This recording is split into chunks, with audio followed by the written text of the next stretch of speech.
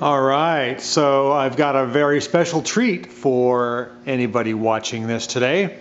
You're looking at my 1972 Honda Z600 coupe up on the rack here, and I've just been working on the exhaust.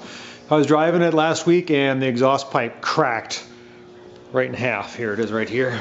It's all rusted and not really much good. It's had some pinholes in it right there. So I fabricated a new piece.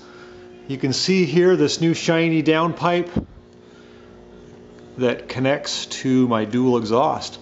This is an insider's look to how this little tiny car can have dual exhaust, and I'm going to go through it with you. So it's got a 600cc 4-stroke overhead cam engine, which is air cooled.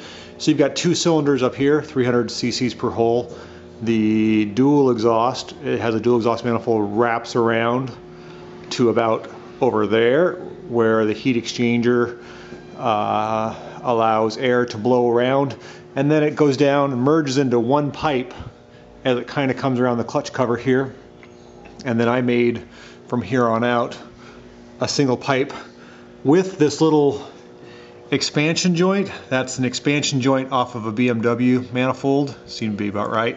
That was the root problem for the pipes cracking, because the engine can torque in the engine bay and my side pipes right there are fixed to the body. Well, you can see I did some little Mexi chrome painting on there and some welding, and I've got a nice quiet exhaust system. I even went through and I put new bushings on my side pipes so they don't rattle the body so much.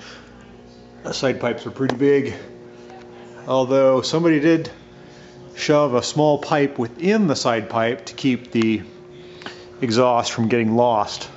So there's an underside view of my downpipe and how the pipes actually work for this dual exhaust Honda 600.